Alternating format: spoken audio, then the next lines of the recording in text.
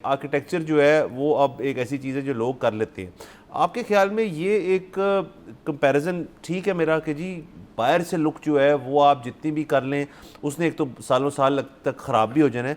Interiors जहाँ पे आपने बैठना है, जहाँ पे अपना रहना है, वो स्पेसेस जो हैं उनको करना कितना ज़रूरी है आपके ख्याल में, बेहतर तरह से करना? बहुत ज़रूरी है। आई थिंक आर्किटेक्चर और इंटीरियर दोनों का एक सॉर्ट ऑफ कनेक्ट होता है। और जिस तरह का घर बना हुआ है और जिस तरह का स्ट्रक्चर है उसका इंटीरियर थोड़ा सा बहुत अंदर रिफ्लेक्ट करता है। उससे ज़्यादा इम्पॉर्टेंट जो जिन लोगों ने उस घर में बसना है, जो रह रहे हैं, उनकी क्या ज़रूरियात हैं, उनकी क्या चॉइसेस क्या हैं, किस किस्म का वो घर बनाना चाहते हैं अंदर से।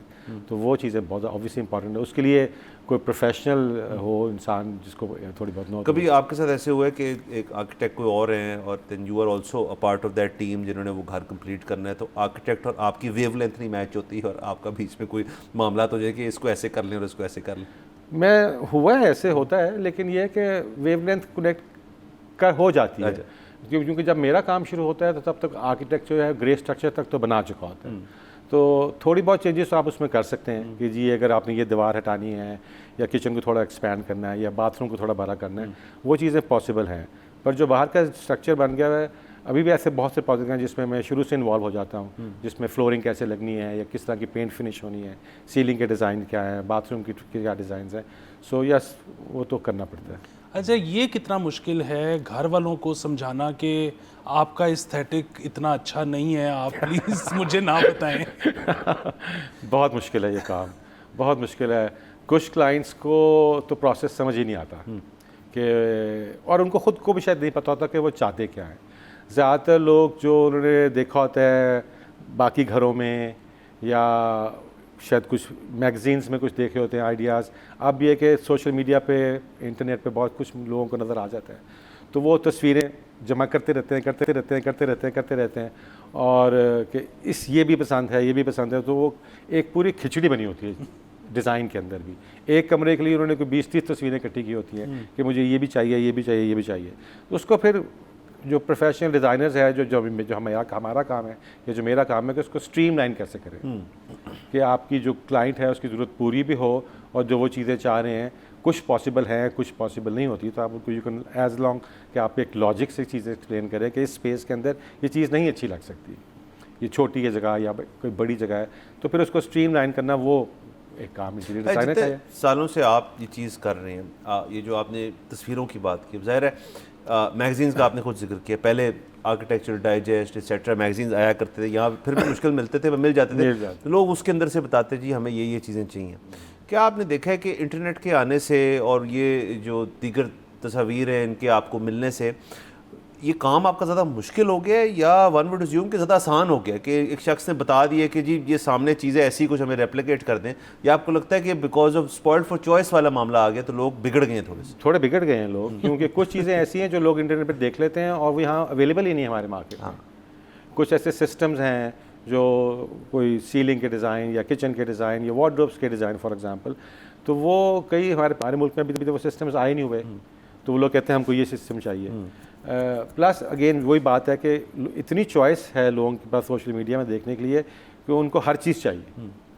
वो फिर उसमें वही कहते हैं उसको कैसे इम्प्लीमेंट करना है, किस कमरे में करना है, कैसे करना है, वो फिर एक डिफिकल्ट। ये वही सॉरी आपको बात काट रहा हूँ, बट यही मेरा अगला सवाल था इसके अंदर कि जो आपने जवाब दे दिया एक हद तक के यहाँ पे अभी तक, क्योंकि जैसे मैंने कहा कि इंडस्ट्री ये क्रिएट हुई है पिछली 2 दहाइयों के अंदर, जिसके अंदर आपने घर के अंदर और इंटीरियर्स का ख़ास तौर पे टाइलों वाले ढेर सारे हो गए हैं, लोकल टाइल्स बहुत बनना शुरू हो गई हैं, फिटिंग्स बहुत बनना शुरू हो गई हैं अभी भी आप, लेकिन आप कह रहे हैं कि जो बाकी दुनिया में काम हो रहा है, जिस मॉडर्न तनाजुर से हो रहा है, उसके अंदर टेक्नोलॉजी आ रही है, पाकिस्तान स्टिल लैकिंग, अभी हम उस लेवल पर नहीं आए। नहीं, बिल्कुल नहीं।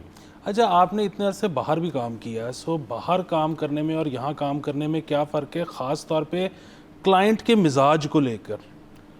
क्लाइंट्स से मैं दुबई में बहुत साल रहा हूँ, तो वहाँ पे हमारी अपनी कम्युनिटी पाकिस्तानी, इवन इंडियन और गोरे तो हैं ही, सो है, तो काम क्लाइंट्स एक जैसी हैं हर जगह, मैंने देखा। क्लाइंट्स का इतना मुश्किल नहीं है, अलबत्ता वहाँ पे चीज़ें काम करना, सोर्स करना चीज़ों को, चॉइसेस वहाँ पे ज़्यादा बेहतर हैं। अगेन बात वही आ गई सिस्टम्स की कि वहाँ पे चीज़ें मिल जाती हैं आपको, तो वहाँ पे चीज़ें सोर्स करना ईजी है। वहाँ पे काम टाइम पे हो जाता है? किसी हद तक हो जाता है टाइम। वहाँ के जो, हालांकि वहाँ के जो कॉन्ट्रैक्टर्स हैं वो तो हैं ही हमारी कम्युनिटी से ही, इंडियन, बांग्लादेशी या नेपालीज़ या पाकिस्तानीज़, लेकिन तो उनकी मेंटल लेवल तो काम करने का वही होता है, लेकिन यह कि वहाँ थोड़ी से प्रोफेशनलिज्म ज़्यादा है। ये जो क्लाइंट वाली बात है, और ख़ास तौर पे जिनसे आप काम करते हैं, तो वो जो इनिशियल मीटिंग होती है आपके साथ, वो कैसे, उसका ज़रा हमें बताएं, कैसे कैसे शुरू होती है? आप उनको साथ क्या वो आपके सामने ढेर सारी एक तस्वीरें सामने रख देते हैं, या दे एक्चुअली आस्क यू कि जी आप बताएं कि ये स्पेस है, इसको पॉपुलेट करना है फलानी चीज़ से, और मुझे लाल रंग बड़ा पसंद है? तो इस तरह कॉन्वर्सेशन चलती है, या आपकी एक बड़ी उस किस्म कोहेसिव किस्म की कॉन्वर्सेशन है? कॉन्वर्सेशन ये होती है कि मैं ज़्यादा सवाल पूछता हूँ। अच्छा, मैं पूछ लेता हूँ उनसे कि एक तो विद एक्सपीरियंस से आपको ये थोड़ा सा आइडिया हो जाता है, जब आप किसी क्लाइंट से मिल रहे हैं, कि उनकी क्या बैकग्राउंड है, और जितने आप उनसे सवाल पूछते हैं आपको थोड़ा बहुत समझ आना शुरू होती है उनके पर्सनालिटी के बारे में, कि वो किस किस्म के हैं, क्या चॉइसेस हैं, कलर्स के बारे में उनका क्या ख्याल है, कि वो ज़्यादा ब्राइट कलर्स पसंद करते हैं या ज़्यादा न्यूट्रल कलर्स पसंद कर रहे हैं। तो जितने आप ज़्यादा सवाल पूछें उतने ज़्यादा आसानी हो जाती है क्लाइंट को समझना। सो अगर आप क्लाइंट को समझ जाएँ तो फिर बाकी चीज़ें बहुत आसान हो जाती हैं। तो ऐसे भी होता है कि मियाँ बीवी में से एक से आपकी लड़ाई हो चुकी होती है बाय द टाइम घर कंप्लीट होता है? मेरी लड़ाई नहीं होती, मियाँ बीवी की लड़ाई हो जाती है। अच्छा, मुझे बताइए, कभी क्लाइंट्स ऐसे भी होते हैं जो कहते हैं कि यार हमारा मकसद ये है कि कंफर्ट हो, हमें फ्लैशी चीज़ें नहीं चाहिए, दिखने में अच्छा नहीं चाहिए, कंफर्टेबल चाहिए, ऐसे लोग भी होते हैं? बहुत कम है। कंफर्ट से ज़्यादा मेरे लिए ज़्यादा जो चीज़ इंपॉर्टेंट है, फंक्शनैलिटी की क्या है उस कमरे की। अगर बेडरूम है तो उस बेड का, उस बेडरूम के साइज़ के हिसाब से किस साइज़ का उसमें बेड पूरा सही है, डायमेंशन उसकी क्या है, कैसा सही लगेगा। किसी को टीवी बेडरूम में चाहिए, किसी को सिटिंग टीवी में चाहिए, किसी को ड्रेसिंग रूम टीवी में चाहिए। तो वो चीज़ें जो हैं वो प्रैक्टिकल चीज़ें आ जाती है कि आपने जिन्होंने रहना है उनके लिए आप कैसे उनको कंफर्ट प्रोवाइड कर रहे हैं। अच्छा, तो ये आजकल जिस तरह आर्किटेक्चर में हम देख रहे हैं कि स्पेनिश डिज़ाइन और इटालियन डिज़ाइन, तो इंटीरियर में भी ये है कि स्पेनिश और इटालियन। और जब आप मुल्क से बाहर काम करते थे तो कोई ये कहता था कि मुझे पाकिस्तानी डिज़ाइन चाहिए। ये स्पेनिश डिज़ाइन तो मुझे समझ नहीं आई कि ये कहाँ से आया पाकिस्तान में, और ये स्पेनिश इसको कहते क्यों हैं, because there is nothing Spanish about it. और हमारे मुल्क में तो मुझे तो ये कुछ 4-5 सालों से ये आर्किटेक्चर में ये ज़्यादा बहुत ट्रेंड है।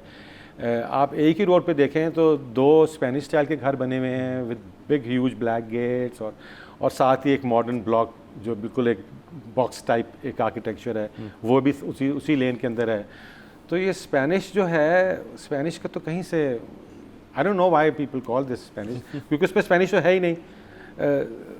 सो वो एक अपना ही एक स्टाइल या पाकिस्तान में ज़्यादा हुआ है।